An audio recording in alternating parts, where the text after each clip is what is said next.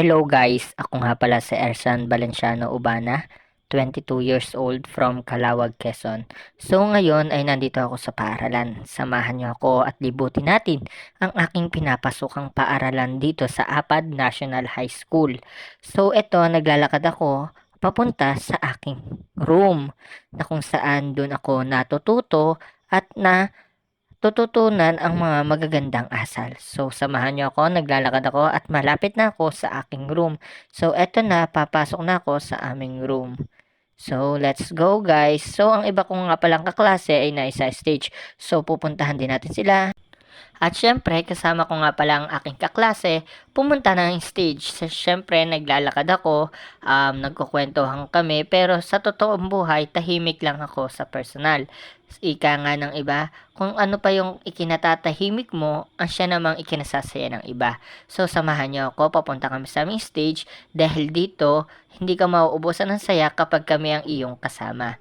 Oo nga pala, sabi nga ng iba, hindi man kagandahan ng stage, at least marami kang natututunan sa loob ng paaralan. So ito nga pala mga kasama ko, mga klasiko, ang ibang grade, nandito kami sa stage at upang maipakita kung ano nga ba ang maganda dito sa aming paaralan. So, eto na nga guys, pupunta naman tayo sa paglilinis. Ako, naisip ko maglinis upang maging malinis ang ating kapaligiran, hindi lamang sa bahay, kundi sa paaralan. Dahil kapag naglinis ka, isa to sa tinutulungan mo ang inang kalikasan, ang siyang nagbibigay ng saya sa ating kapaligiran. So, ito, for the walis muna ako ang person, kaya sipag-sipag lang pag may time. So, back to ano naman tayo, punta naman tayo sa aking room. So, wala akong magawa kaya naisip ko ang magbasa-basa.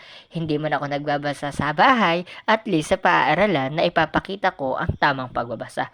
So, ganyan lang, buklat-buklat ako, tapos hindi ko alam ang mga ginagawa ko, kaya ito na lang ang gagawin ko. Charot! Ganto kasi yan! Ayan na nga guys, so for the basa ang person, tapos eto na, for the lakad ang person, palabas ng gate. At ito, so naglalakad ako, palabas na ako ng gate, inulit uli. Palabas na ako ng gate ng aming paaralan. So, hindi ko na alam kung anong susunod dito. Wala na ako sabi. So, ay, pumasok pala. Ano ba yan? Ang gulo mo talaga. Uy, wag naman ganon. Ano ba? Sa Erasan to. Wag ganon. So, ito for the lakad ng person. Oh, anak! Gulo mo! Lumabas ka na naman ng gate. Hindi ko na alam ang gagawin ko dito sa voice over na to. Ano, ayan na nga guys. So, medyo natatawa na ako. Sorry na. Pasensya na sa boses ko guys. Ito talaga ako.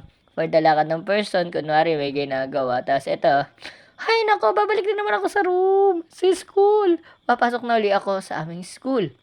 Ha. Whew. So, eto na nga guys. Papumasok na uli ako. So, for the lakad na naman, pakita tao, pakita gilas. Charot! Ganito kasi yun. Yan, kala may napakabait. Charot, mabait naman po talaga ako sa personal, pero tahimik lang talaga ako. Hindi pa ako pala imik. At hindi rin ako palaaway. So, yun, let's go guys. Oh, di ba? Pak! Oh, sino ka dyan? Oh, ako nga pala dyan si Seth. Seth Penelin. Charis! Wala doon si Seth. Ayun na, pinakita ang kanya sasakyan. Wow, iyo ba yan? Charot! Hindi yun akin. Sa principal daw. So, ito, samahan niyo ako. Pumunta kami ng court. At, ayan na. Diyos ko, ang bilis naman ito. Nandito na ako sa labas. For the video on person. Ewan ko kung anong ginagawa nito. Kaya, samahan niyo ako. Ay, ayun pala, may mga bata. So, samahan niyo ako dito sa mga batang ito at ating kuguluhin, ating kukulitin sa kanilang nilalarong badminton. Badminton nga ba? Ay, tama, badminton nga. So, ito na guys, pauwi na ako for, ito yung tinatawag na, a day in my school, ha? A day in my school?